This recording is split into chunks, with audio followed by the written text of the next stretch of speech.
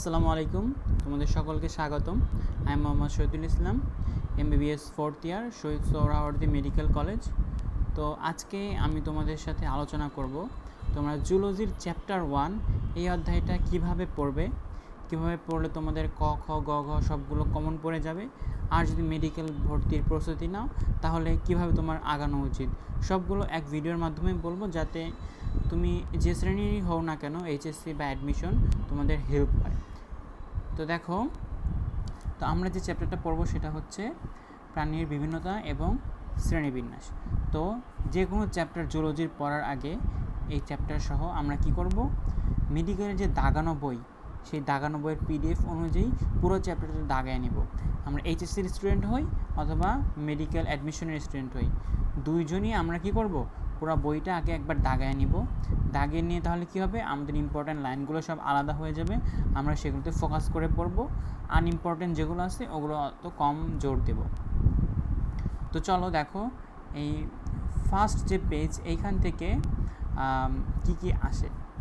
তো মেডিকেলের জন্য এখানে যা দাগানো লাইন আছে সেগুলো পড়বা, সেগুলো ভালো মতো পড়লেই হবে। আর HSCর ক খ গ ঘ এর জন্য আমরা এখন বাকি লেকচারটা কন্টিনিউ করব, দেখাবো কোথা থেকে মেইনলি কোশ্চেন হয়, কীভাবে কোশ্চেন হয়, কীভাবে তোমার পড়া উচিত। তো দেখো, প্রথমেই এই অধ্যায়ের এইখান থেকে কি আসে, এইখান থেকে সবার আগে আসে হচ্ছে সংজ্ঞাটা আসে, যে প্রাণীর বিভিন্নতা বলতে কি বুঝো। এখানে আসে কি, এই প্রাণীর বিভিন্নতা বলতে কি বোঝো, এইটা আসে। এরপরে দেখো এখান থেকে কি আসে, এই প্রাণীর বৈচিত্র্যের প্রকারভেদ আসে, কয়টা প্রকার আছে, এবং এই যে প্রকার তিনটা আছে, এই তিনটা প্রকার থেকেই মেইনলি কোশ্চেন আসে। কোন প্রকারের সংজ্ঞাটা কি, এর উদাহরণটা কি, এগুলো পড়লেই হয়ে যাবে আর কি। এরপরে দেখো এখান থেকে আমরা আর কি পড়বো, এই যে দেখো প্রজাতিগত বৈচিত্র্য।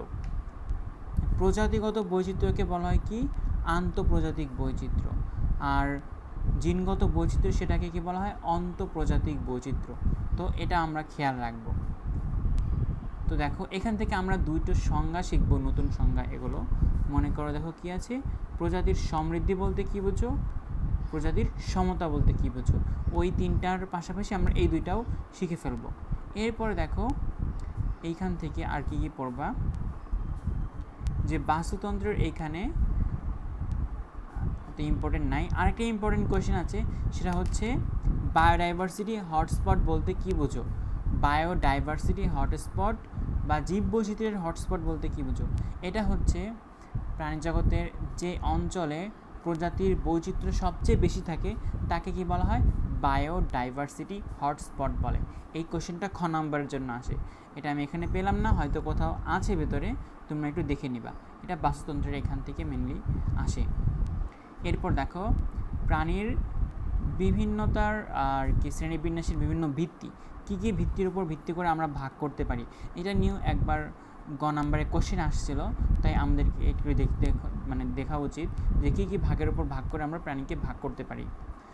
তো দেখো এরপর যাচ্ছে দেহের আকারের উপর ভিত্তি করে আণুবীক্ষণিক, বৃহত্তর, এরকম করে যতগুলো আছে সবগুলো আমরা কিসের জন্য পড়বো, MCQ এর জন্য পড়বো। MCQ এর জন্য পড়লে হয়ে যাবে, এগুলো থেকে সৃজনশীল আসে না, এগুলোর জন্য ক খ গ ঘ আসে না, MCQ এর জন্য আসে। যেমন MCQ এর জন্য কি আসতে পারে, MCQ এর জন্য এখান থেকে মনে করো আসবে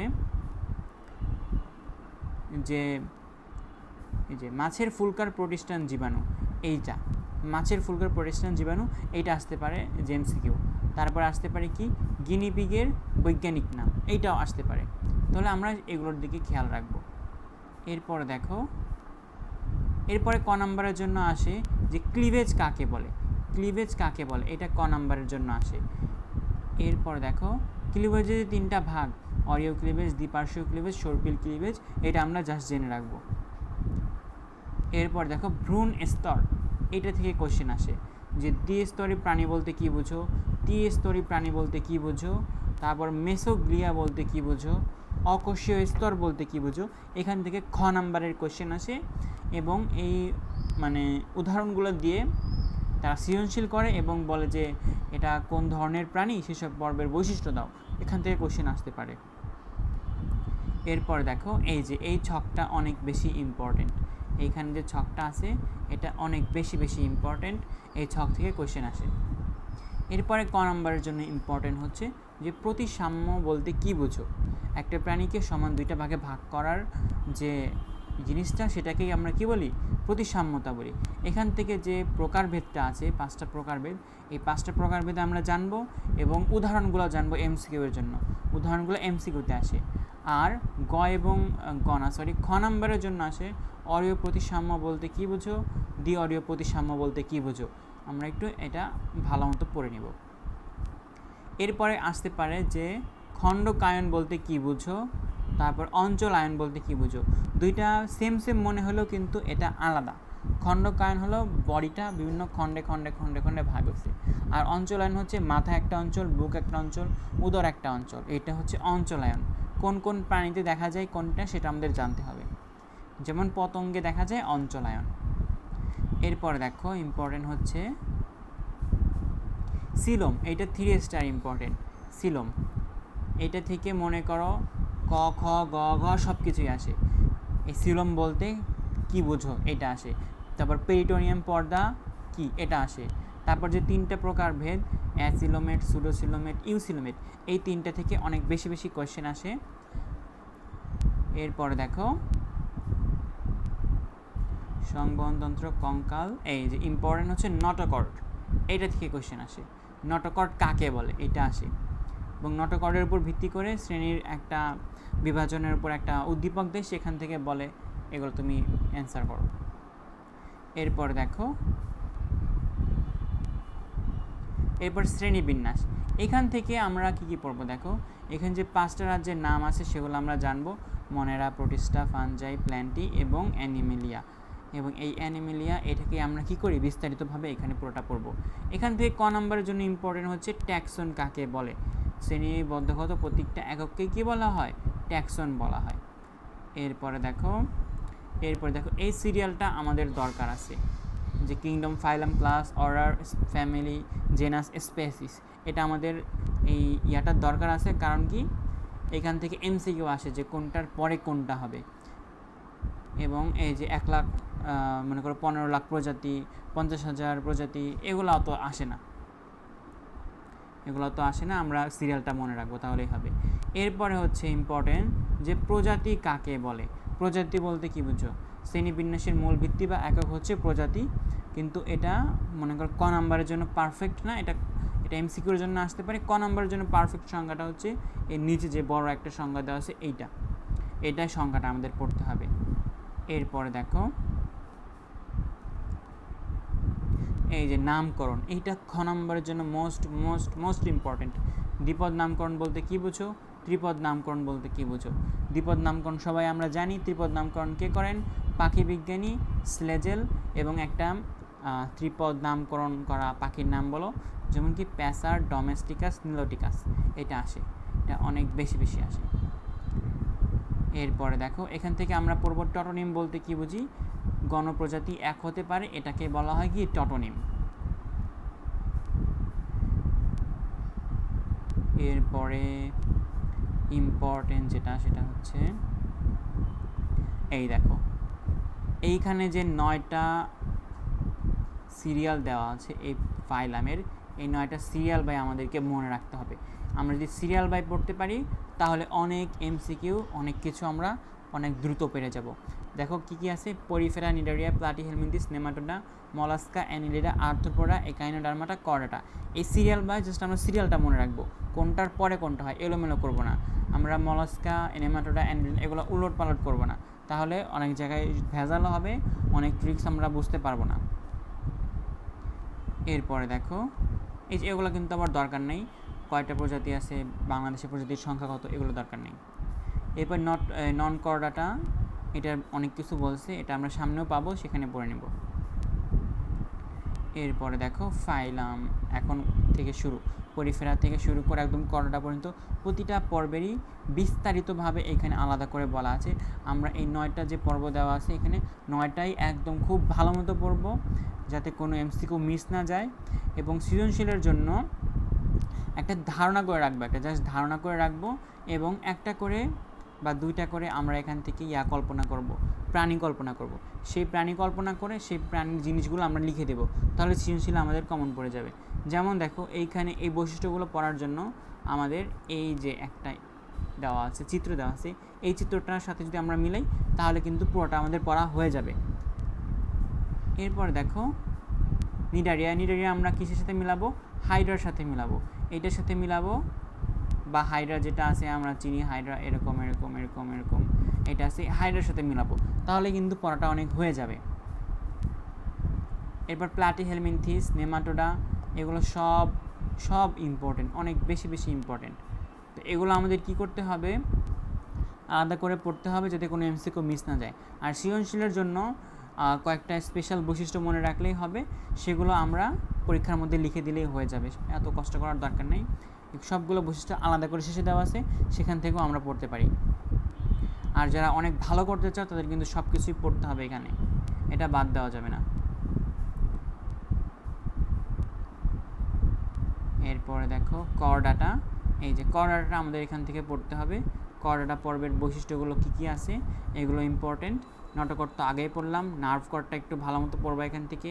এন্ডোস্টাইল বলতে কী বুঝো, এটা ক নাম্বারের জন্য আসে। এরপরে দেখো এই যেটার কথা বলতেছিলাম, ওইখানে যে 9টা ফাইলাম দেওয়া আছে, এই সকল ফাইলাম বা পর্বর মেইন বৈশিষ্ট্য বা আলাদা আলাদা বৈশিষ্ট্য সব এইখানে দেওয়া আছে। এই আলাদা বৈশিষ্ট্যগুলো যদি আমরা পড়ি তাহলে আর কি হয়ে যাবে, আমরা সৃজনশীলের জন্য হয়ে যাবে পড়া, আর অত দরকার নেই, এগুলো পড়লেই হয়ে যাবে। এগুলোর পাশাপাশি আমরা কি লিখব? প্রথম দিকে আমরা বিভিন্ন মাত্রার উপর ভিত্তি করে পড়ছিলাম না, যে এর সিলোম আছে নাকি নাই, সিলোমেট না ইউসিলোমেট না, কোন ধরনের সিলোম যুক্ত, তারপরে মনে করো খণ্ডকান আছে নাকি নাই, তারপরে এটা এন্টারোজোয়া নাকি প্যারাজোয়া, ওই সকল জিনিস প্রত্যেকটার আগে লাগায় দেওয়া যাবে। তারপর প্রতিসাম্যতা কেমন, সব কিছু আগে আগে লাগাতে যাবে। প্রথমে ওই 3-4টা বৈশিষ্ট্য হয়ে যাবে, তারপরে এই বৈশিষ্ট্যগুলো হয়ে যাবে, তাহলে কিন্তু আমার সৃজনশীলের জন্য 7-8টা পয়েন্ট হয়ে যাবে, আর দরকার নেই। আর এইখানের এই পয়েন্টগুলো পড়ার সময় আমরা ওইখানে প্রত্যেকটা কী করব, একটা করে আমরা উদাহরণ কল্পনা করে নেব, সেই উদাহরণের সাথে মিলিয়ে মিলিয়ে আমাদের এই বৈশিষ্ট্যগুলো পড়তে হবে। যেমন মনে কর তোমাকে একটা দেখাই আমি, যে আর্থ্রোপোডা দেখাই। আর্থ্রোপোডা যেমন কি আছে, ঘাস ফড়িং, তেলাপোকা, চিংড়ি মাছ ইত্যাদি। দেখো এদের দেহের বাইরে একটা শক্ত একটা খোলস থাকে, কাইটিন নির্মিত আবরণ। তারপর দেখো এদের সন্ধিযুক্ত উপাঙ্গ বা পা বিদ্যমান, মিলে যাচ্ছে না। তারপর দেহের ভিতরে কি থাকে, হিমোসিল থাকে। এদের আমাদের বডির রক্ত তো কি সব শুধু রক্তনালী এবং হার্টের ভিতরে থাকে, বাট ওদের কোষের ভিতরেও, মানে কোষের যে ফাঁকা ফাঁকা জায়গা সেখানেও চলে যায়, এটাকে বলা হয় হিমোসিল। তারপর দেখো এদের মাথায় কি থাকে, অ্যান্টেনা থাকে, পর একজোড়া পুঞ্জাক্ষী থাকে। তাহলে দেখো এই বৈশিষ্ট্যগুলো ওইটার সাথে মিলায় পড়লে হয়ে যায় না, মিলা পড়বো তাহলে হয়ে যাবে। তো এখানে এই বৈশিষ্ট্যগুলো পড়বো আমরা সৃজনশীলের জন্য। আর এই যে উদাহরণটা আছে, এই উদাহরণ যতগুলো আছে উদাহরণ, এখানে একটা উদাহরণও বাদ দেওয়া যাবে না, এই সকল উদাহরণগুলো আমাদের পড়তে হবে। সকল উদাহরণ একদম ঠাড়া মুখস্থ রাখতে হবে, কারণ এখান থেকে এমসিকিউ, সৃজনশীল সব কিছু আসে। এটা হচ্ছে মোস্ট ইম্পর্টেন্ট বৈজ্ঞানিক নাম ফ্রম দিস চ্যাপ্টার।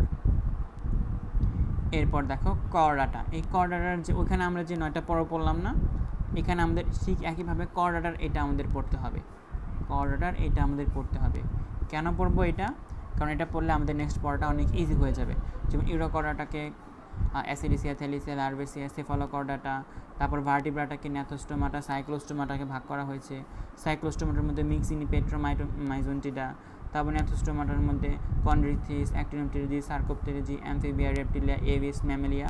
এভাবে সিরিয়াল বাই সিরিয়াল মনে রাখতে হবে, সিরিয়ালটা অনুযায়ী মনে রাখতে হবে। প্রথম অনেক কষ্ট হবে, বাট কয়েকবার পড়লে এটা তোমার কাছে যখন পুরানো হয়ে যাবে তখন একদম আমার মতো ইজি মনে হবে এগুলো। তো সিরিয়ালটা মনে রাখবো। এরপর দেখো ইউরোকর্ডাটা নিয়ে বিস্তারিত এখানে অনেক কিছু বলা আছে, তো আমরা জানার জন্য সব কিছু পড়বো এবং মুখস্থ রাখবো হচ্ছে এই যে ইউরোকর্ডাটার যে কমন বৈশিষ্ট্য, এইটা আমরা মুখস্থ রাখবো, কারণ পরীক্ষার ভিতরে ইউরোকর্ডাটা থেকে কোয়েশ্চেন আসে। যেমন মনে করো এই শাপলা ম্যাক্সিমা দিয়ে দিল, এটা আগেও দিচ্ছে, শাপলা ম্যাক্সিমা দিয়ে বললো এই পর্বের বৈশিষ্ট্য রাখো, তখন আমাদের শুধু অ্যাসিডিসি না, আমরা পুরো পর্বের বৈশিষ্ট্য লিখতে পারি। এরপরে দেখো এই যে সেফালোকর্ডাটা, এটা অনেক ইম্পর্টেন্ট, এটা গ নম্বরের জন্য আসতে পারে। এগুলো তো চিত্র আমাদের দরকার নাই, আমাদের দরকার হচ্ছে এই বৈশিষ্ট্যগুলো দরকার।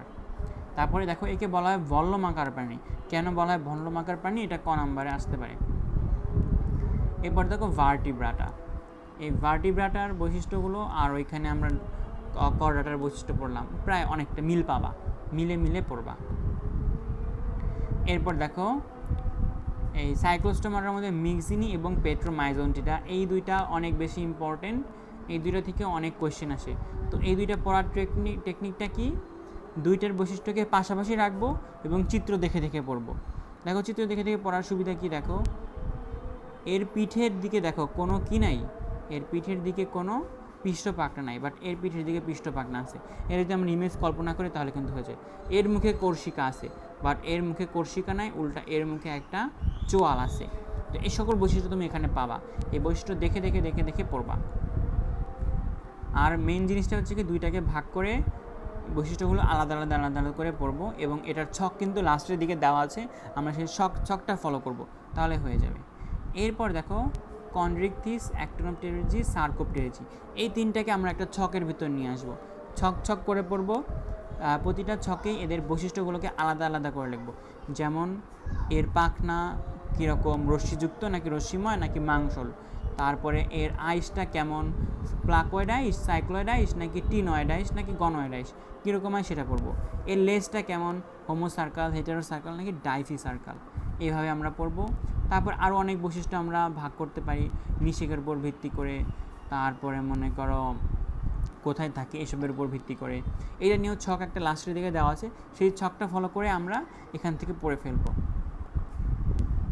এরপরে দেখো এখান থেকে আসে এই যে লাংফিশ, সিলিকান্থ, এই জিনিসগুলো কি, কোন মাছ কোন পর্বের, সেই পর্বের বৈশিষ্ট্য লেখো। তো আমাদের এগুলো খেয়াল রাখতে হবে। এরপরে দেখো চারটা ইম্পর্টেন্ট, অ্যামফিবিয়া, রেপটিলিয়া, এভিস এবং ম্যামেরিয়া। এই চারটা পর্বের বৈশিষ্ট্যগুলো খুবই ইজি। আমরা কি করব, প্রাণী কল্পনা করে পড়বো, প্রত্যেকটা পড়বো এবং সেটার সাথে মিলিয়ে মিলিয়ে মনে রাখবো।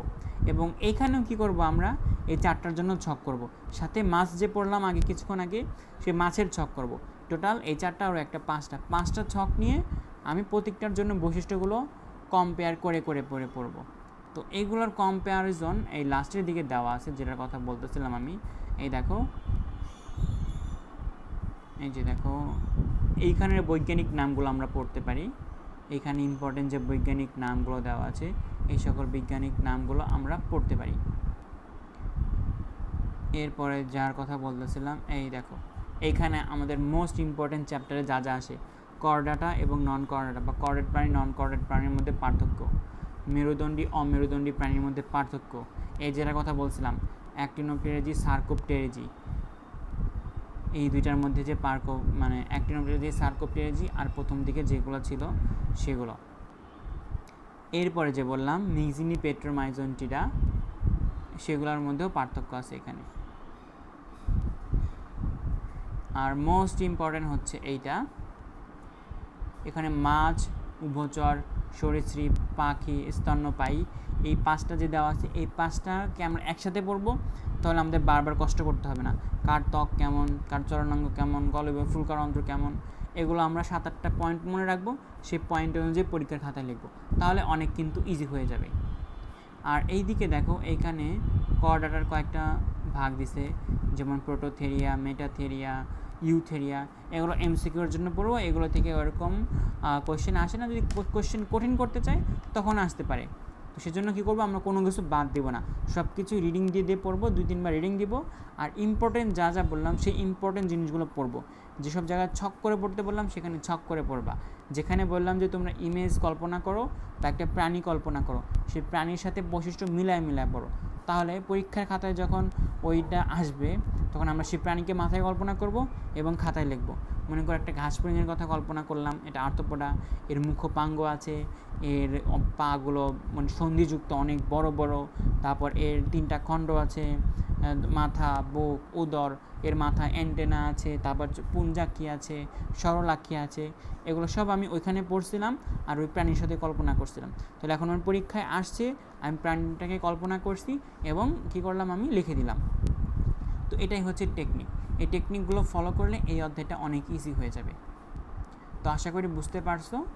আর যদি তোমাদের কারো সমস্যা থাকে, এখনও বুঝতে পারো না যে সৃজনশীলের জন্য গ ঘ কোনটা ইম্পর্টেন্ট, আমি আরও একটা ভিডিও বানাবো জাস্ট গ ঘয়ের জন্য সাজেশন এই অধ্যায়ের উপরে, সেই ভিডিওটাও দেখে নিবা, তাহলে আশা করি বুঝতে পারো।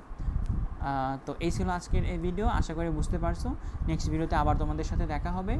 সবাই ভালো থেকো। আর কীভাবে প্রেজেন্ট করলে তোমাদের জন্য আরও ভালো হয় সেটা আমাকে বলো, আমি ট্রাই করব। তো আজ এ পর্যন্তই। আসসালামু আলাইকুম।